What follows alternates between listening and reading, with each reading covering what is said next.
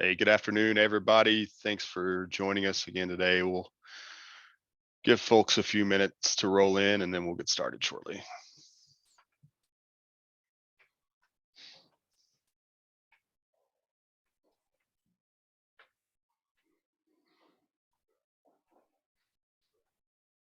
While we wait, Pinky, something I was thinking about. Wonder what episode number this is. You got any idea? No idea. Did we start this a year ago or 2 years ago? Looks like we started it about a year ago. Okay. So we're probably getting close to 11 or 12, somewhere around in there. I think this is 14 today. Oh, all right. Yeah. All right, cool. I think we roll. Ready to roll? Do it, man. All right, welcome everybody to another episode of the Hackle Box. This week we're running a little light. Eric is out on some well-deserved PTO, so you just get me and Pinky. We're gonna have a good time. It's gonna be great. Yeah. I figure a whole bunch of tomfoolery, some shenanigans, that kind of thing. So. Yeah, we definitely have some shenanigans. As always, if you guys have questions, throw it in the chat, throw it in the Q&A. We'll do our best to answer those as we go through the session today. Maybe we get started. Veterans Day is tomorrow, so I want to give a big shout out to all of our veterans. We got some veterans employed at FRSecure. Really appreciate all your services. So big thanks to you guys. If you guys we have veterans on the line, really appreciate everything you guys have done for us. So be sure and hug a veteran tomorrow. Tell them thanks. Today. Today. Yep, all good. Yeah. To everyone, thanks. You appreciate them. Maybe give them a nice steak dinner. I don't know. Just do something nice for the veterans in your life. Yeah, definitely appreciate y'all. I mean, Dad was an Army guy. A lot of my family and friends served, so definitely appreciate it and know the sacrifices and the trouble there. So it's kind of one of those things we only take one day to celebrate it, but at the same time, it's worth a whole lot more than that. So for sure. It. Yeah, I completely agree. And you're representing, man. You got the American flag on the wall. It looks fantastic. Yeah, I put that up just today. It's a whole lot bigger than I thought it was. I hadn't taken it out of the package yet. You still see the wrinkles. But I was like, oh man, I can't fit this. So, perfect timing either way. Yeah, we have to replace my flag. We have American flag hanging on the front porch, and I was out of town last week and come home. We had some gnarly windstorms, and unfortunately it's shredded to pieces, but still left it up through the holiday today, and I'll get a new one, get her up there. Yeah, man. Yeah, they get torn up pretty good in the wind, man. You see them all over the place. Just kind of start separating, So, yeah, especially those nylon ones. I think that they're just not they'll last like they used to. I don't know why, but I feel like we have to replace ours every couple of years. Yeah. Yep. So I'm gonna give another quick shout out to my homies Bob and Ralph of the Midwest Bangers. I didn't mention them last week. They called me out on it. I got to go fishing with those guys up on the Brule a couple weeks ago, off the Great Lakes, chasing some steelhead. Awesome dudes. If you're listening, I love you, and I'm sorry I missed you last time. Yeah. So hey, Thanksgiving's coming up, man. Let's talk about Thanksgiving. I'm excited. Oh yeah. How about you? Definitely, man. Yeah, I love Thanksgiving. I don't know if you remember the dad, like Ralphie's dad on A Christmas Story. Remember they kind of reference him as a turkey fiend or whatever, turkey right? Fiend. Yeah, that's me, man. I love turkey. It's glorious. So what do you guys do? Just traditional oven roasted turkey, or you do the deep fry or smoke or anything like that?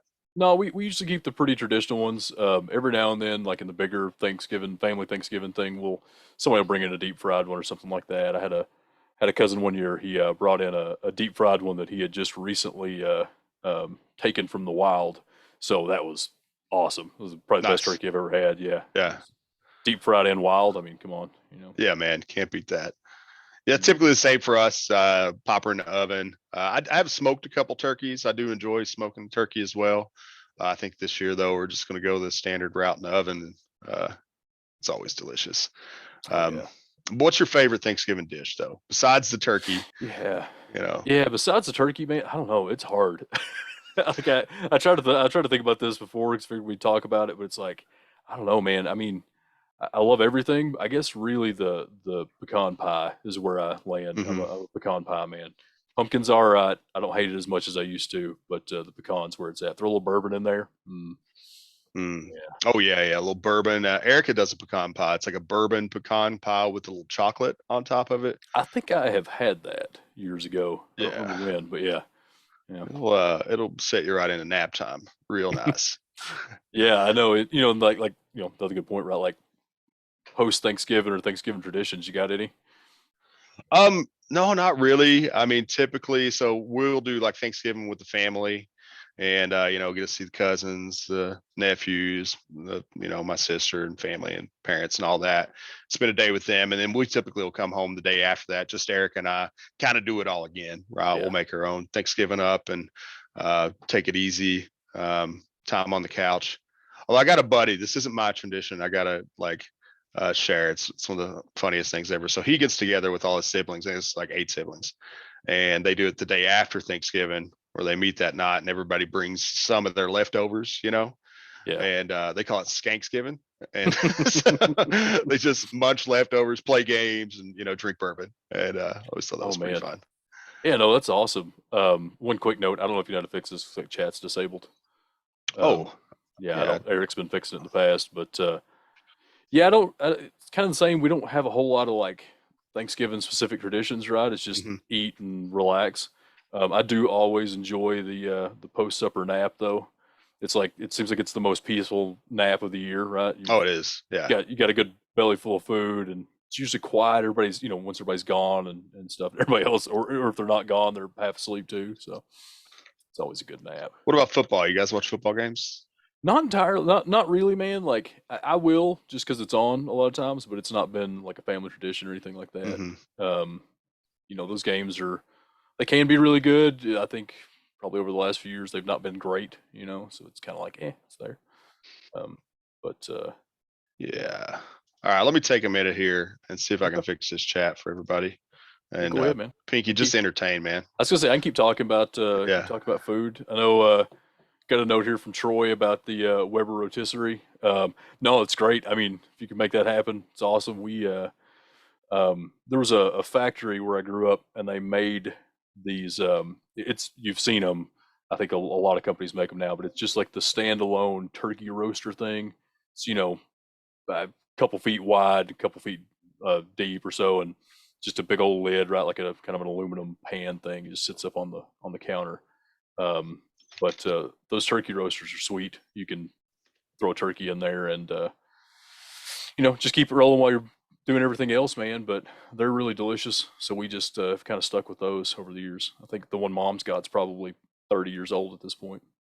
Yeah. Yeah. We're gonna burn down the house at some point in time, so we got to keep an eye on that. So you said, I'm sorry, I was half paying attention. You Oh guys yeah, have a no, rotisserie? no. Troy in the Q&A was talking about the Weber rotisserie for the Oh, turkeys. yeah. I Yeah. was just saying that we've got just a standalone turkey roaster Yeah. thing, and I love that thing. It's Oh, great. yeah. Yeah, Yeah. I see somebody in here says deep fry that bird. I do agree. I love a deep fried really turkey. We've good. done it a few times. It's always awesome. I've seen Popeyes this year. I don't know if you guys seen that. Popeyes doing like deep fried turkeys. So you can pre-order a turkey from Popeyes Chicken. You don't have to worry about cooking it yourself. And if their deep fried turkey's half as good as their deep fried chicken, it's going to be good. Oh yeah.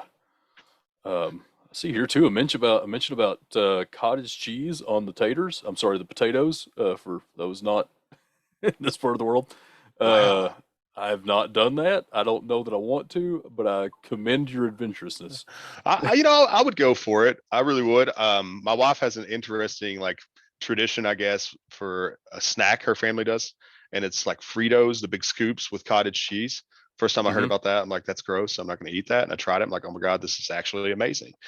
So I could see a little cottage cheese on there. I know when my wife makes mashed potatoes, she puts cream cheese in there. Learned that Yeah. trick from Peter Venji, a good friend of ours, and cream cheese and a lot of butter in those mashed potatoes. Oh man, it's hard to Oh beat. yeah. I do see here too, and I actually did forget about this as well. Cliff mentioned watching Christmas Vacation every year on Thanksgiving. Oh yeah, yeah, We tend to do the same. I just kind of forget about it because it's just something we end up doing. yeah. You know? So Mike actually chimed in. My favorite dish I was going to get at is just stuffing. I love good old fashioned sage stuffing, load it up with gravy, and kind of Okay. mix it, bite of that with everything else, and that's kind of my like favorite thing I look forward to for Thanksgiving food, and I don't get it except for once a year. We never, are making stuffing throughout the rest of the year, and so that's a real treat for me. Definitely. Yeah, no, that's what I was saying. It's so hard on that stuff, right? Because stuffing's always great. Taters are always great. Hmm. Everybody brings their A game on Thanksgiving, right? It's not, Yeah, you're not mixing up a pack of dried taters on yeah. Thanksgiving No usually. So stovetop stuff, no freeze dried right, potatoes. It's good right. stuff. All right. So Coral said she likes candied yams. I have a question for everybody. What's the difference between like sweet potato casserole and candied yams? Because I don't know. Is there a difference? Are they the same thing? Yeah, I I, think it's the same yeah, thing. Just I where love sweet potato casserole. I think that's what you'd call a candied yam, and yeah, it's one of my favorites. y'all do the marshmallows on top and all that good stuff. Yeah, marshmallows and the nuts and brown Yeah. sugar and all that stuff. Mm, mm. Mm. All right. Well, So now I'm just point hungry, is, man. yeah, We're we're just gonna end this hungry. early. We're gonna have to cut the show short. We'll send out the links. You guys, good luck. We're gonna go get started on Thanksgiving 2 weeks early. I'm thankful for everybody being here. Yeah, Thankful for my team. Thankful for FRSecure, the family we have here, being part of our mission. And so we just want to kind of get that Thanksgiving spirit flowing today. Let everybody think about it, and hopefully you guys all have a good time. Think about those things that mean the most to you in life, and enjoy some good quality time with your friends and family. definitely. I'm one last thing about food, and then we're moving on from food. I got to give a shout out to Michael for these amazing Japanese gummies that we finally got. Um, I'm trying my best, Pinky, to save some for you. I was supposed to see you next Friday, and you backed out, and so now, like, Yeah. guarantees, man, it's kind of off the table. I'm doing my best though, because they No. are amazing and delicious. Yeah, no, don't hold back too much. I get it. It's I'd have a hard time too. I mean, that's Yeah. not a huge bag either, right? It's not like it's a couple pounds of Well, he gummies. gave me a bunch of different bags, See, so look yeah. at you. Yeah. But they do them right, man. It's like real fruit flavors, and Oh yeah. I don't know. It tastes so fresh and so soft and sweet. And if you like the fruity flavors, like the peach Yeah. and strawberry stuff we can get here, like imagine that. Put it overdrive. You got a bunch of different fruit flavors in there. I I am know holding out, Grant. the because I've got kids and they're always eating some kind of gummy snack, right? We've Yeah. stumbled on a couple of decent ones that are usually it's like the organic ones that have the more of the Mhm. real fruit flavors to them, and they are really good. But Oh yeah. it's still like it's still the stuff you can get at Wally World or somewhere Yeah. else. So Yeah, one of these he sent me as a pear flavor, and I don't know. People I feel like are either love pear flavor or hate it, and yeah, not a big fan. I love it. Yeah, These are so good. pear and peach in flavoring, I'm not a huge fan of. Yeah, I two of like the my favorite fruits, but flavors, yeah, man. Yeah, love the fruits, but I don't really like the flavorings. yeah. Bummer. All right, so let's dig in, man. So you guys have been busy. It's like busy season for the incident response team here at FRSecure. What's been keeping you busy, man? Tell us a little bit about what's going on. Yeah, man. So I think we've talked about it over the last few months. We've had a little bit of a break in cases, right? Just a Hmm. sort of a slow trickle. Things are happening, but it's not been as rowdy. A lot of factors to that, right? Realistically, a lot of the attacks we work are Russian-based threat actors, right? And they've been busy this year. So it seems to be picking up a little more, though. It always does this time of year, though, man. I mean, it seems like every year I'm sitting here thinking, okay, what are we going to be working on Thanksgiving? Who's on call for Thanksgiving? Who do we Hmm. who do we need to prepare for this? And this year's it's already started, right? It was almost like the clock or the calendar rolled over to November, and it was like, okay, cool, let's start attacking things. Hmm. And Hackers need Christmas money too, man. I they guess. do, no, that's Yeah. true. And that's like, I always like to make a point of that when I'm talking to people too. It's like you got to understand if you don't think attackers pay attention to our calendar, um, you know, you really need to think about that. It's they absolutely do. They know when big holidays are going on and things people are distracted. Um, as far as attacks that are going on and that kind of thing right now too, it kind of lines up with that, right? We always see more business email compromise cases than anything else just because they happen so frequently. I Hmm. mean, it's one of those things that, when we were talking about the exchange vulnerabilities, I know we're going to talk about them again today, but it's kind of one of those things where we made a point of like, how confident are you that no mail user you have is compromised right now? You Right. shouldn't be very confident, right? There's a good chance somebody's password is leaked somewhere. But a lot of BEC right now, business email compromise. I figure that's going to tick up, right? Everybody's getting busy. You've got shipping notifications coming in, those Christmas presents you're ordering, that kind of thing. Emails about social events that you're probably trying to set up between people. And even, like your company stuff, right? It's end of year time, it's benefits time, it's time to re-enroll for, insurance, that kind of thing, Christmas bonuses, things like that. Those are really tempting emails to open, especially if they're well crafted, right? Those are great. It's a really thick, rich environment for phishing targets right now. So keep that in mind. Like, make sure you're keeping your employees up to date on that kind of thing, and just let them know, hey, be super careful right now. But beyond that too, we're seeing an uptick in ransomware cases again, right? Those have been Yeah. particularly quiet this year. Some really interesting ones we've seen recently. We encountered a sort of new variant of ransomware we hadn't really seen. I think it's been out there at least a little while, but it's not been real prevalent. But called Krylock. When I first saw that, I had a moment of like, is this just some weird WannaCry like that back from the dead? But no, it's based on like I think shoot, I forgot the name, but it's based on another one that we've seen in the past. Um, Attackers are using things like rclone, which I think we've talked about before. Rclone's a sync utility for like cloud storage. Has legitimate uses, but you can do kind of like a trickle sync, so that you're not flagging those firewall rules for large data transfer, that kind of thing. We've been seeing that a ton this year. I think every ransomware attack we've worked, they've been using that in some fashion. But the really neat thing about this one, or I guess it's neat how you, depending on how you're looking at it, but it's more concerning is that from at least the little bit we've seen, they seem to be doing like a different encryption key per system that they encrypt. And so, you're more, I don't even say classic ransomware, but the ransomware over the last few years, it's, one encryption key, the whole organization, you get the decryptor, you just run it on everything. From what I can tell with this one, it looks like it's per system. They ask for file samples from each encrypted system, and then they give you a decryptor. So not a big deal if you're in a small environment, huge deal if you're in a big environment. If you can think about the resources you're going to need to do all that, right? Because you're going to have to physically go to each system. You're going to have to pull those files down, get that decryptor, run it manually. You can't just script out the whole thing. So that's a little bit worrisome with that one. If that thing starts taking off and a lot of people get hit by that, that's going to be a nightmare. I mean, we obviously always discourage paying the ransom, but there are always situations where you may have to. And in those cases, you may, don't think you're going to get that decryptor and be back up and going in a couple hours. That's never the case anyway, but it's with these like this, and we've ran into this in the past where attackers messed up and did this.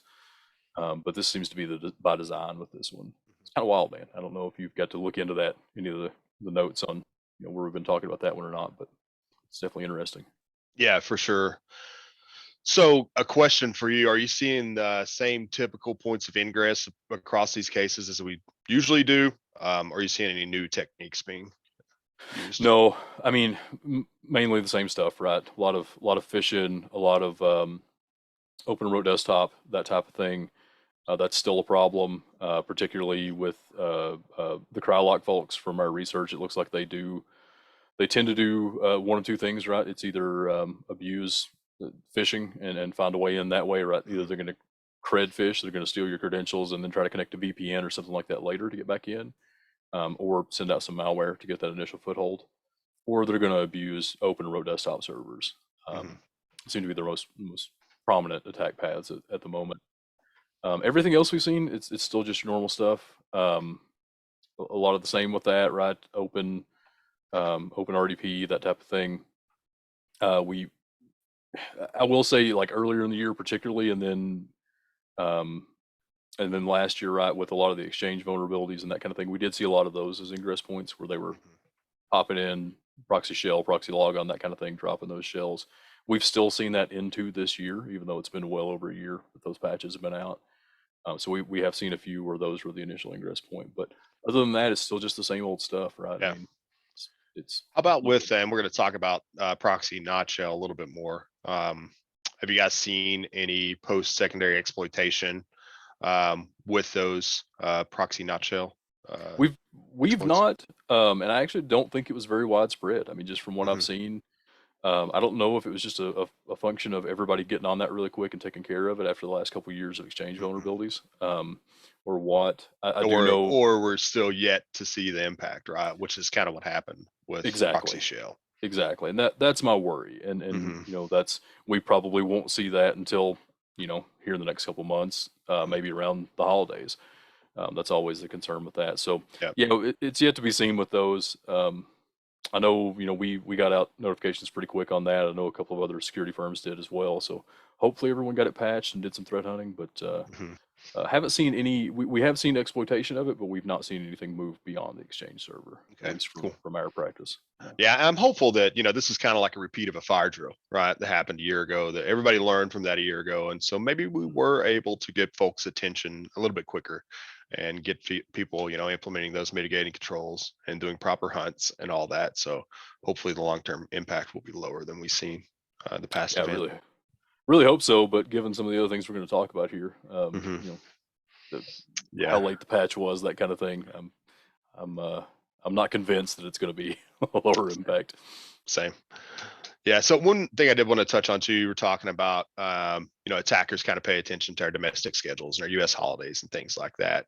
And so I think you hit a super good point. Like, be aware of those like common social engineering campaigns that are firing up right now because they know everything's happening here at the same time. Kind of goes back to what we always said: have that plan, right? Have your incident response plan and know how you're going to respond. Because I think another reason we're targeted during that time period is as we go into this last 6 weeks of the year, whatever, 8 weeks of the year, 7 weeks, however many there are, people get a little more distracted around holiday time, right? So your mean time to detect may increase. Maybe even when you detect, your mean time to response is going to probably increase a little bit too. Just people are off work, people are distracted, vacations, family time, and all that. And so they know that our time to properly detect, respond, and contain is going to be increased. And so the greater window they have there, the greater chance of success. So I think it's just kind of reiterating to everybody: make sure you have that plan, your incident response plan. Everybody knows their duties, and you got plans for coverage during these holiday times that are coming up. Yeah, it's funny. I had points about the same thing. I think you hit every single one of them. So yeah, good. Yeah, way to go, way to go there, man. But yeah, it's the other thing too. Well, there is one that I was going to say. Make sure you got your alerts properly configured. Mhm. You're likely to be out of the office. You may have a new person that got. I don't know about you, Minx, but I think every new job I ever had, I had to work the holidays because nobody else wants Oh to yeah. do it, right? And you're the new guy, so you may have a new person on the help desk or something that doesn't know how to respond very well. So make sure you got your alerts out there. That way you're not having to check in on everything. You enjoy that family time we talked about earlier. Yep. Yeah, I agree with that. Cool. Well, yeah, anything else you want to chat about with the stuff you guys are seeing, or you want to move into some news? No, I think that's it. I mean, just everybody. Uh, Hopefully everybody on here is doing all the things we tell them to do, and MFA all the things and patch Hmm. quickly. I think we're going to talk a little bit more about that, but yeah, just keep an eye out. But I think it's all normal stuff, just a whole lot of it happening at the same time. Yep. Agreed. Cool. Let's kind of keep the conversation going on the Exchange proxy not shell stuff. I know we talked in depth about that in the last episode, so we're not going to rehash that, but we did want to give some updates. Microsoft on Tuesday did finally release patches for those CVEs related to proxy not shell. So hopefully you already had the mitigating controls in place, and hopefully you already did a threat hunt, right?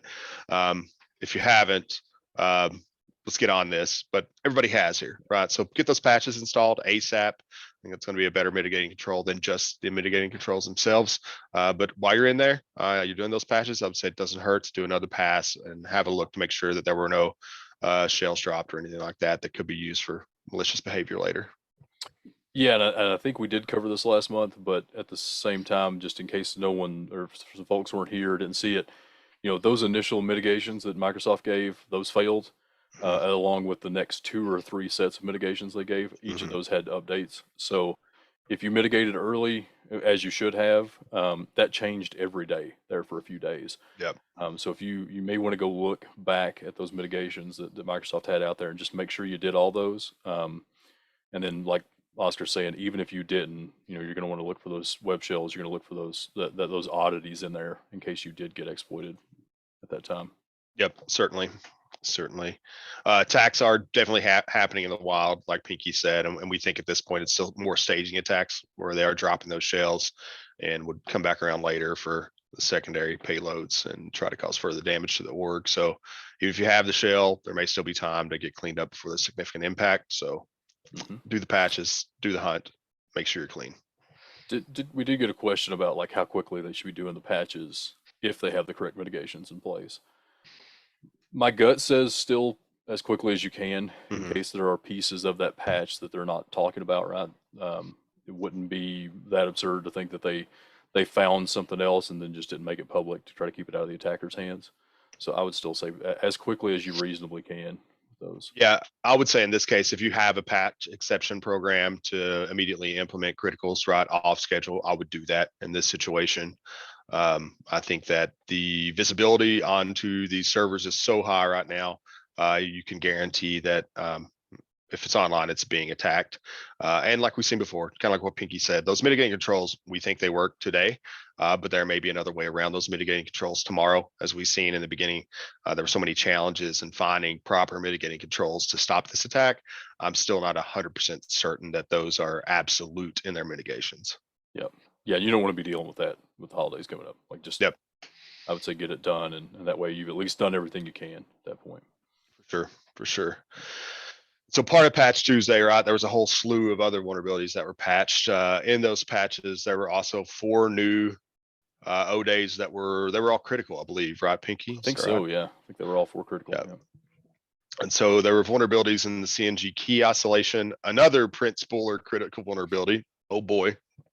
Scripting languages, and then the Windows mark of the web security. I didn't want to talk about this one a little bit because it's pretty interesting. So I'm sure everybody here, maybe you've heard of like the mark of the web or zone identifier related to files. So essentially when you're in Windows OS and you download a file from the internet, it will be tagged with the zone identifier. The zone identifier is 3. It's considered the mark of the web. And the reason Windows tags those files with the zone identifier is because there are specific execution controls put in place at the OS level if a file is downloaded from the internet, right? So you have greater security built into the native OS. This new vulnerability allows files downloaded from the internet, essentially as a payload, where you can bypass that mark of the web security, bypass the zone execution, and so it will operate as a standard program that wasn't downloaded from the web. So therefore, like it's going to be used in phishing attacks a lot. I think we're going to see this, and so when folks are delivering remote payloads, their chance of successful execution is going to increase dramatically. So I think of those 4. That's the one I would prioritize. I'd get them all 4 patched ASAP. But if there was one I could see having like an outside public impact to our user bases internally, the mark of the web bypass is the one. Yeah, and I mean, and so you think about that, like Oscar was talking about there with the OS controls that are in place there. I'm sure you've all downloaded a file at some point in time, went to go run it, and it gets blocked, and then you have to go and go into properties and unblock that file. It's that type of thing that he's talking about. And so that's a big deal. And so and we it's use that too, like, when you download a file to say, hey, this is from the internet, are you sure you want to execute this? Right. You don't get that prompt anymore with this exploit. Yeah, exactly. And so one thing, I don't know if you got to see this or not, Oscar, but do you know, does it just remove that zone identifier? No, Or the does it zone change it? identifier is still there. It doesn't Okay. change it, but it just bypasses the controls that the OS put in place. Okay. Yeah, I was thinking just, from a forensic level, right? When we're doing analysis on files, we're doing like MFT analysis. A lot of times we'll use those zone identifiers to say, hey, this file came from the internet. We know they went and downloaded something, so let's go look at their cached internet files, that kind of thing, and see if we can figure out Yep. where it came from. So yeah, glad to hear it doesn't at least nuke that, because that could be a big forensic problem for us in some cases. So yeah, this one popped a couple of weeks ago. I think maybe I got word of this. So it was in the wild and exploitable for at least 2 to 3 weeks. So I was talking with some of our red teamers, and we were looking at weaponizing this for some of our red team engagements. It was good while it lasted. Hopefully all our clients are patching and we'll be able to use that, but we're going to try. So heads up. yeah, heads up. Yeah, exactly. Hey, we're gonna do this thing. Oh man, yeah, that one's kind of scary. I mean, that's it seems benign when you just think, oh, okay, it's just a thing, it's just a marker, but no, it's pretty far reaching. So yeah, definitely get on that one. Yep, for sure. And For Prince sure. Spooler, man, Prince Spooler. Print Stop. not marry infinity, right? And yeah, that's exactly Yeah. what, so we coined that about, I don't know, a year and a half, 2 years ago, just print nightmare infinity, because there was a couple Yeah. of vulnerabilities that came out that were called print nightmare. And then there was like print nightmare 1, 2, and 3, and it's just kept going. That thing's a nightmare. I don't know who was drunk when they coded the print spooler, but it's a problem. So yeah. Yeah. So what about recommendations for our folks that are using those print spooler services and require them for business function? I mean, for one, don't expose them to the internet, right? Mhm. So don't if you've got exposed servers, I doubt you're doing direct printing from a web server or anything like that. If you are, then build another process. Um, any servers you got exposed to the internet, kill that print spooler on there. You don't need it. Um, block any of the associated ports that go along with the printing and that kind of thing as well. That's a big one there. And then just, I mean, realistically, this should be a general recommendation. I know for our Linux guys and ladies on the call that love Linux, they're going to love this recommendation, but don't enable services that you don't have to, right? There's a lot of Mhm. things that come on by default in Windows, which is where sort of Linux got that reputation for being so much more secure. Was it just, you don't have to have everything enabled. So just even within your environment, go, if you don't need the print spooler on a server, disable that. You just get rid of it and don't, still patch for it in case there's something that can re-enable it, that kind of thing. But disable unnecessary services always. Just do that as part of your hardening. Yep. But Yeah, I agree with all specifically that. with the print spooler, keep that thing off the internet. Yeah. And the We're same never thing going to fix it. I think goes for internal too, like an as needed basis. So if you require that and a certain business unit requires function to your print server that has to run print spooler, just focus on proper segmentation and allow listing only the users that need to be there and lower that impact likelihood. Right.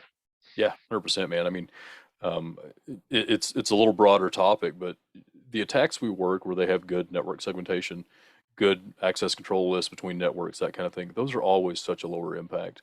Hmm. If we're coming in and there's a potential ransomware going on, right? It's an internal intrusion, is kind of how we categorize that. Most often those lead to ransomware at some point in time. But if we're looking at an internal intrusion and we're talking to the client and they have a pretty flat network, right? Not a lot of segmentation, not a lot of ACLs to block traffic between those. We know we're in a lot more precarious situation. If things are locked down pretty well, that they can't move. The attackers, maybe they can, maybe they have to exploit something else, but it adds a layer of difficulty. It's that sort of layers of security, the onion thing going on, right? So keep that in mind when you're designing things as well. And I mean, I'm guilty of it in the past as well. I mean, I know, and I know Oscar knows, when you're a sysadmin, right, you just got to make things work. And sometimes that means flattening the network and killing an ACL or whatever that is.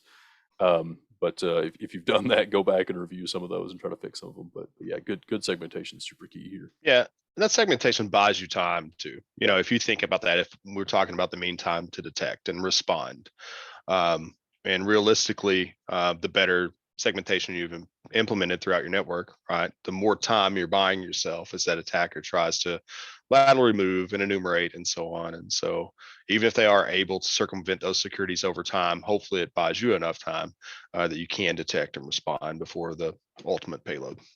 Yeah, I mean, I think as much as we love our red teamers, and Eric's not here, so we can talk nice about them and not have to deal with his head getting real big.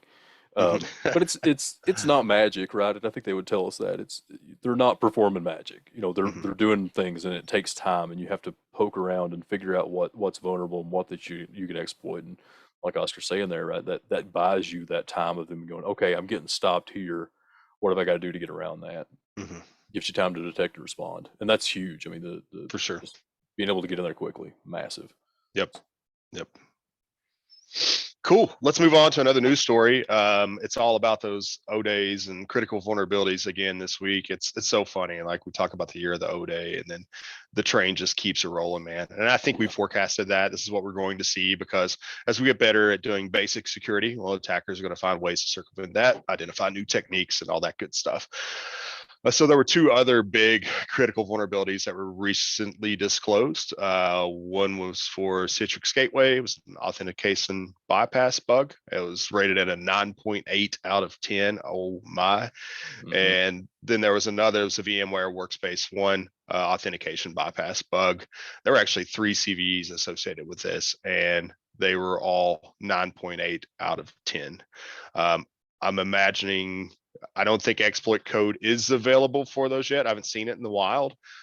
It's coming real soon though, and I believe those are actually already under active exploitation as well. Yeah, I think one of the articles I was reading was kind of saying that exploits were swirling. Hmm. And then maybe that was about the Microsoft ones, but either way, that is something to just kind of a neat way to look at it is just because you're not seeing public exploit code out there and proof of concept and that kind of thing out on GitHub doesn't mean it's not there. Doesn't mean it's not being passed around and it just hasn't Hmm. made it out yet. Those are huge. One of the things in the Citrix one too was it noted that the ADC, so it used to be called the NetScaler, is what Hmm. that application was. Um, it was also vulnerable to let's see, it was a brute force bypass and um, Remote desktop takeover. yeah, that's what it was. Yeah. Yeah, the remote desktop takeover. Yeah, Uh, and so if anybody remembers early 2020, that ADC was heavily abused, right? I mean, hmm. we worked so many of those cases. I don't think any of us slept those first few months of Hmm. the year. So the ADC is also caught up in this, but then also just the other authentication bypass, right? And Hmm. you know, if you don't know what an authentication bypass is, it basically means that your authentication is worthless at that point. They don't have to have it. Right? They can Right. exploit that. They Right. don't need to log in, right? I mean, or essentially they don't need valid Mhm. credentials. Yeah, and I know that the authentication bypass bug is specifically related to the SSL VPN solution too. Yep. And so just think about the implications of that for your organization, right? So you're going to be able to authenticate to your VPN without creds and have full access to whatever that VPN has access to. So scary stuff if you're using Citrix Gateway. Again, like I don't think there are patches out right now, Yep. but I don't think the fix is just to patch. Like this is going to be a recurring theme for all these O days we talk about is make sure you're looking for indicators of compromise here, right? Look for authentications that you didn't expect.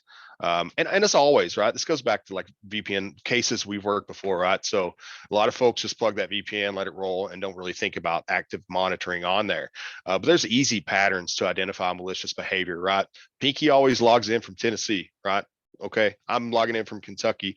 If you suddenly see logins from me that are, and I'm not on a known VPN that are coming from, let's just say California, at least reach out and talk to me if I'm that user. Hey, are you using a new VPN today? Oh yeah, I am. I'm on Nord. I'm routing through California. Cool, that's you. I can correlate that.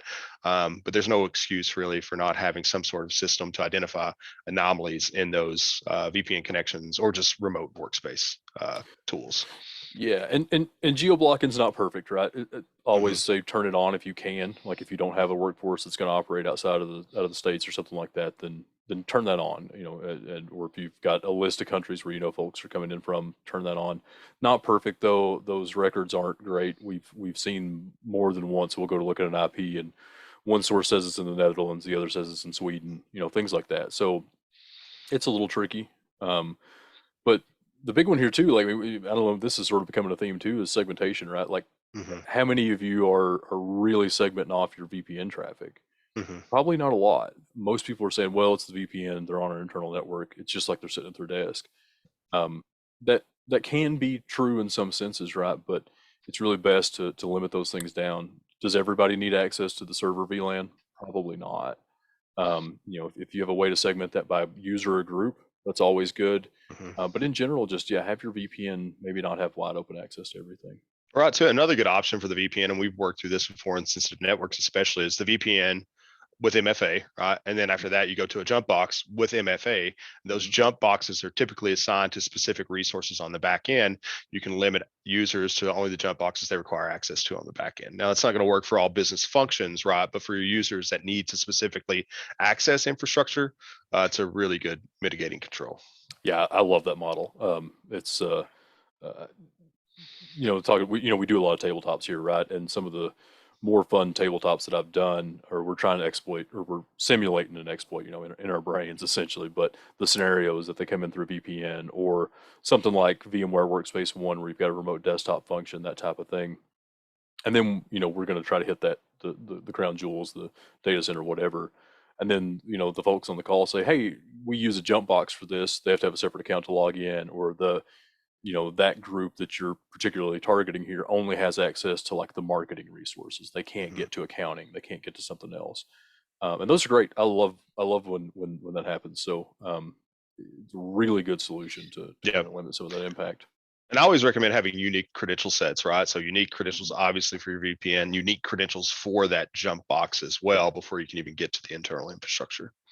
Yeah, that's where they always fall down is that we've compromised an AD account and oh, it's tied to your VPN, it's tied to the jump box, it's tied to everything else, and then it's just fair game from there. So I know sysadmins hate that, right? You don't want to have more systems you've got to worry about, and it does present some security challenges when you're looking at logs and that kind of thing and trying to track some of that stuff down. People with different credential sets, but the payoff is worth it there. It's Mhm. again, it buys you that time. It's more things that have to be exploited, more things that have to be compromised before they can do anything else. Yep, completely agree. Completely agree. A couple things to hit on these two before we move on is like I mentioned. So the Citrix gateway, there is a patch out now. Um, we'll send out, I think, a link on this so you guys can see all the versions. But you got to update to the current version that should fix it. And then same thing with VMware. Like to go to the VMware Workspace 1, this does only impact VMware Workspace 1, right? So none of the other ancillary products are affected. It is just Workspace 1. And for that latest version is 22.10. So make sure you're on that version if you're using Workspace 1. Yeah, real interesting thing about Workspace 1 too. Apparently it's heavily, and I didn't know this before digging into this a little bit.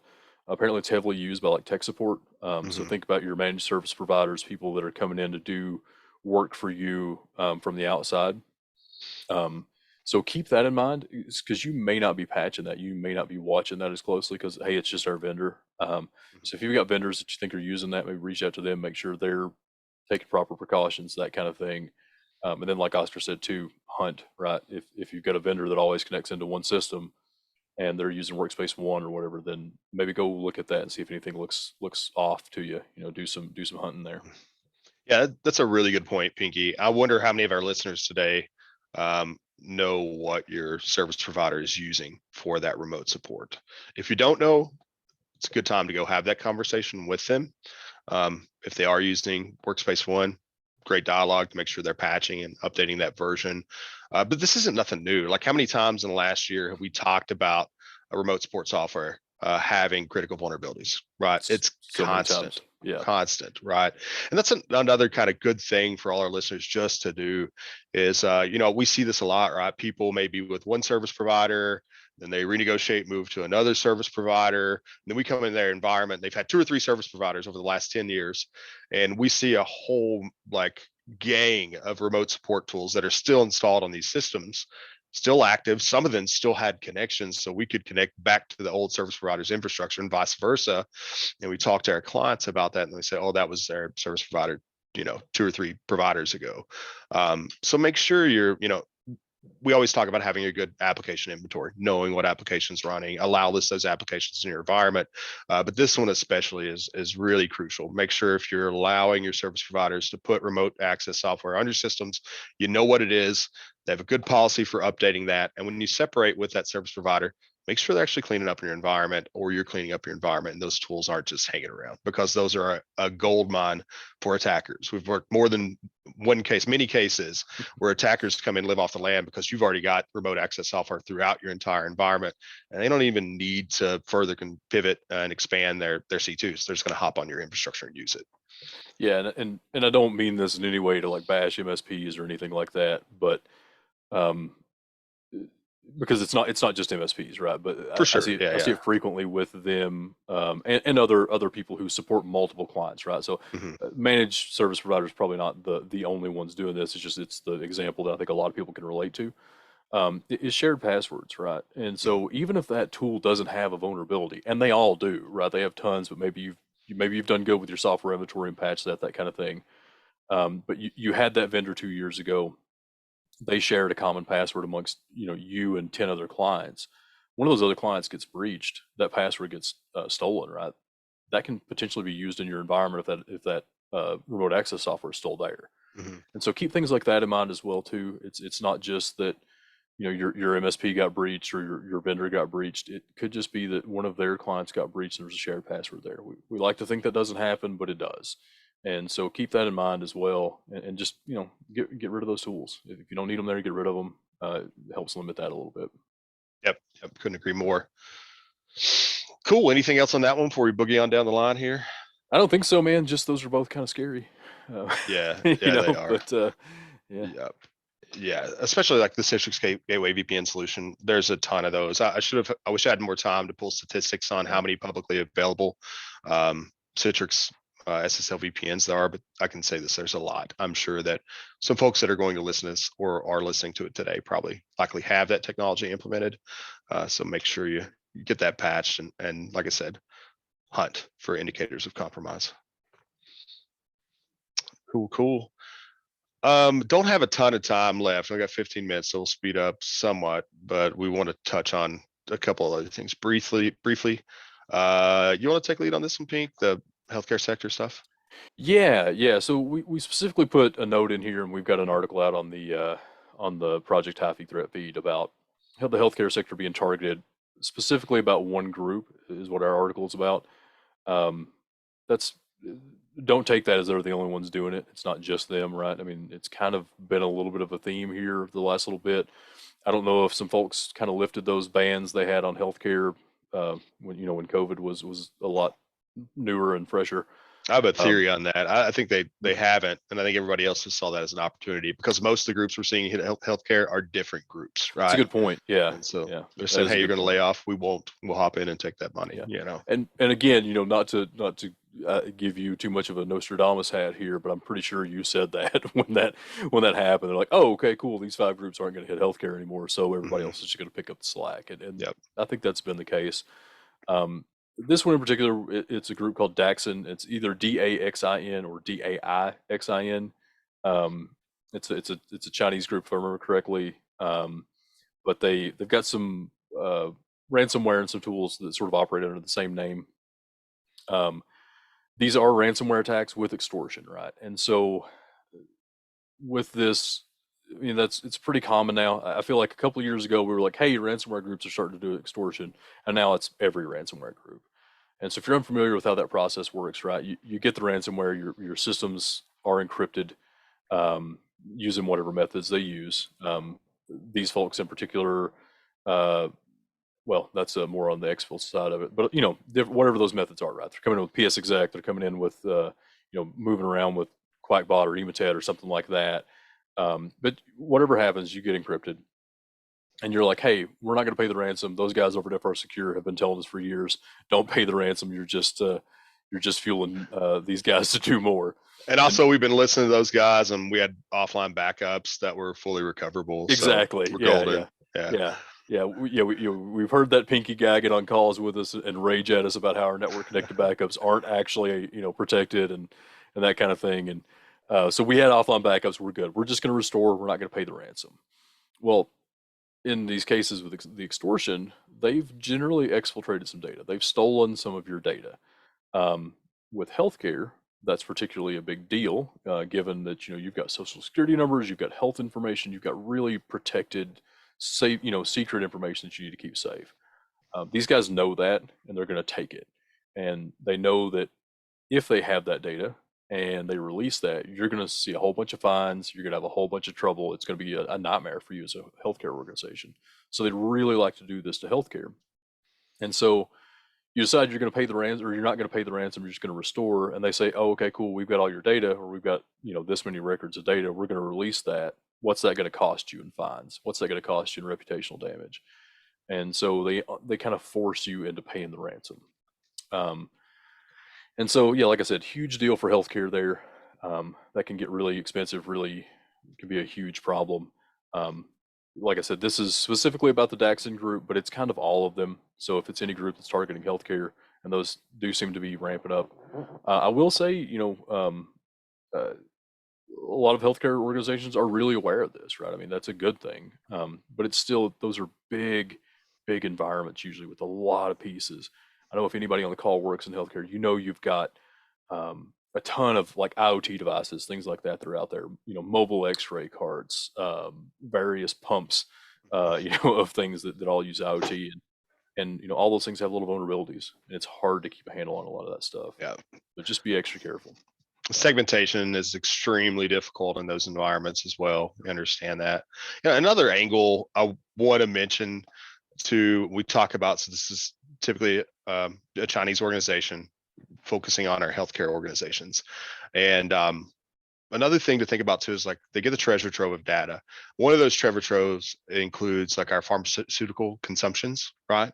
And so the more data they're able to amass about our pharmaceutical consumptions and project based on that as well, like they're actually using that for their own country's economic growth, right? And so today, in the last year, China had around $503 billion in revenue from pharmaceutical manufacturing. It's also projected in the next decade, they're going to be the world's largest pharmaceutical manufacturer. So they'll have the largest economy in the world for that. And I think about all these attacks, and I think about the treasure trove of data, and like how are they becoming that? It's because they're getting damn good at knowing what medicines we need, being able to become a primary producer in there, and then eventually that leads us open to like market manipulation, and those things scare me. Even outside of the personal data that's leaking, the idea of having someone become a primary controller for medicine that we need, and then essentially driving the price set up to make it unaffordable for Americans is pretty scary, right? So I don't want to get too far down the conspiracy hole, but those are things I think about. Well, I mean, I don't think it's a secret, right? I mean, I think Mm-hmm. we had Chris on a few months ago. Chris was talking about how there's like every year or something like that, there's essentially a Chinese report that comes out and says, hey, these are all the things we're focused on. And Mm-hmm. one of the ways for us in this industry to read into that is, okay, here are the things they're going to be targeting. So it's helpful for us, but it's also really Mm-hmm. eye-opening, and that's exactly what a lot of it is. And from a human standpoint, I can't blame somebody for trying to get an edge up, and that kind of thing. But at the same time, it's really harmful for us, and we've got to safeguard that, right? We've got to be able to handle that. You don't want to end up in a situation where you're having to fight, those market battles, right, with that market manipulation, based on them having some insider data, right? I mean, Right. cool if we're all operating on a shared, fair playing field, right? A level playing field. But you're giving them an edge there, and Yep. that can be troublesome long term. Yep. Yep. Agree. Cool. Yeah. So I guess before we move on from that, like you mentioned our clone, right? You talked about that earlier. That's Yeah. something, probably a network indicator our folks in healthcare could be looking for today, is usage of our clone if that's not expected. Yeah, not just healthcare, but yeah, in particular with Yeah, in this general. one, Yep. yeah, we know that these folks do use our clone for that. I did mention earlier, it's essentially a cloud sync tool. You can sync out to OneDrive or Google Drive or something like that. It's sort of a trickle thing, so that doesn't raise a whole lot of alarms. It would just look like normal link stuff for you. I don't know if I've seen a full list of like our clone hashes. They probably exist. If you have an EDR or antivirus solution where you can drop in hashes, SHA-256, MD5, whatever you can do, get a list of those rclone hashes and drop those in there. Set them to blocked or at a minimum alert, right? But I would say block it. There's a very low chance anybody in your organization is using that legitimately. It is a legit tool, but we didn't know about it until we started seeing it in attacks. So that's a good indicator out there if you see that pop up. I don't think most things alert on it by default, so you will have to do some configuration there. You may even be able to call it out by name, though we often see it renamed to something else that wouldn't flag anything, right? But those hash-based detections will work with that type of thing because it's not really moving hashes, right? It's not polymorphic. It's just an application. Would take some maintenance to stay on top of that, but yeah, if you have a way to block that, a way to get that out of there, or even better, right? You're doing application whitelisting, so it gets blocked by default if it's not on that approved list of applications. rclone is one of those. There's another utility we've been seeing often. I don't necessarily know that it's involved with these guys, but it's called ngrok, NGROK. Um, it's almost like a firewall bypass. You can sort of, if you've ever done like home networking where you're trying to do a NAT or a port map to like your Xbox or something like that. Think of it like that. It'll essentially map a port like remote desktop that you don't normally allow through your firewall. It'll map that out to port 80 and report it out to a server, so then the attacker just connects to that server and it directs them on down into your system on a normal remote desktop, but it'll look like port 80 traffic come through your firewall. So that's another big one that if you've got a way to block that or look for that, then do so. Yep. Yep. For sure. I'd say everybody in that sector too. I know that Daxon, they like to use VPN, right? So if you got Citrix, get on that right away. But in general, make sure you're doing the things we talked about before, monitoring those VPN connections and so on. Patch, have a plan, right? They hit a lot of known vulnerabilities, right? So I Yep. think probably the exchange vulns, a lot of those big name vulnerabilities are going to hit those first. Yep. Cool. About out of time. Before we run out of time, though, I did want to give Robert, one of our listeners, a shout out to for sending some very good information over. Microsoft released their digital defense report for 2022. That's good stuff. We'll get the links to you guys. They also put out a really good blog on how to prevent lateral movement attacks using M365 Defender. So I would say check that out. And then ANISA is the European Agency for Cybersecurity, also released their annual 2022 report as well. So lots of good stuff and those resources. Thanks, Robert, for sharing that with us. Yeah. We really appreciate that. Yeah, particularly that O365 lateral movement article. I think it's really important for a lot of people to read. I think, like I mentioned earlier, we work a lot of business email compromise cases. A lot of times, folks don't take into account the fact that, hey, maybe they have the ability to move inside using those credentials, or some of these methods that are called out in that article. So keep that in mind. Like I said, business email compromise super popular, right? It happens all the time. So keep that in mind with those. It's a good article. Yep. Yep, for sure. And then one final thing to touch on will be super brief. I wanted to talk about this a little more, but we're about out of time. I'm sure maybe a lot of folks are thinking about this as election day was this week. We're going to go into political season again. So everybody's going to have election security on their mind. I'm sure we all do. So there was an article that I seen the headline for, and it was Long Island midterm votes delayed due to cyber attack after effects. And so I don't know if you guys seen that. But that's something that I looked into and Pinky did too. And it was kind of a poor headline, right? I think it's an attention grab headline, right? So that I seen that as like, oh crap, what happened in the Long Island midterms? But after reading into it more, like there was Suffolk County, which is the county that Long Island is in. They had a bad ransom attack in September, and that was really bad. Limited their 911 operators, their police computers were down, titling agencies were down. Actually had to call the NYPD to come in for help because they were so overwhelmed at that time. But that was in September. From what I understand, they have fully recovered. And as part of that recovery, they've implemented greater security measures for a lot of their egress traffic on the network. Part of that appeared to be some firewall configuration changes, some packet monitoring and things like that. And because of that, during the election, they were trying to remote upload data. It was going slow. Because of their security implementations. And so they said, hey, let's revert back to manually transferring these over. So they loaded them up on SD cards, took the SD cards to the election office, right, and delivered those by hand. So I didn't see any indicators there was an actual attack. I think this is a poor headline where, yeah, they were attacked in September. They're cleaning up. They're trying to do better right now. And so just be aware, there's going to be a lot of misconstrued headlines, I think, over the next 2 years. Yeah, yeah, and it was 1,446 SD cards, and I thought that's was a lot of cards. And yeah, we don't want to like stoke any flames on anything like that, but just it's one of those things where like that's a lot of room for error, right? There's a lot of, and I'm not saying that any error did happen. I'm certain that they took they took care of it. They did it right. I can't imagine that they were anything less than as secure as possible with that. But it's just yeah, it's the really important thing there is to read those headlines, but then also dig into the actual meat of the article, dig into what actually happened, because that was poorly written, and those types of headlines get clicks. You know what I mean? For sure. That's what it's all about. We have to all remember that. We're Yeah. consumers of data, and this data is driven to make us consume more. But it was funny, like the primary article on a respected InfoSec site that we use a lot, it didn't even have the response from the chief deputy county executive. It was important. They made a statement saying there was no malicious attack. Our firewalls were operating as expected. It was just running slow. And so we had to make, another decision. So I would like to see some more comprehensive journalism, but as everybody hopefully knows and will continue to say, it's like educate yourself. If you see something that seems a little bit off, research that more. If you have questions about things too, hit us up. We're always here. Yeah, always happy. I mean, even this one, as we were talking about, I got to thinking about it. You know what? That was probably SSL inspection. It was probably SSL packet inspection is probably what slowed them down, because that's that's hard to get through. I'm sure that was on some incident responder somewhere. Some guy like our team said, "Hey, you need to turn on SSL inspection," and they were like, "Okay, cool, let's turn that on," and then blew it up. So, yep. All right, dope. I think that wraps it up today. I appreciate everybody attending. Hope everybody has a fantastic Thanksgiving.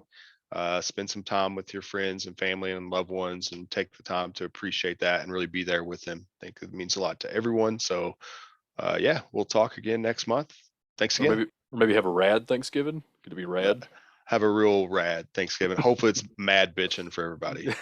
All right, peace. See you Yep. guys. Bye, everybody.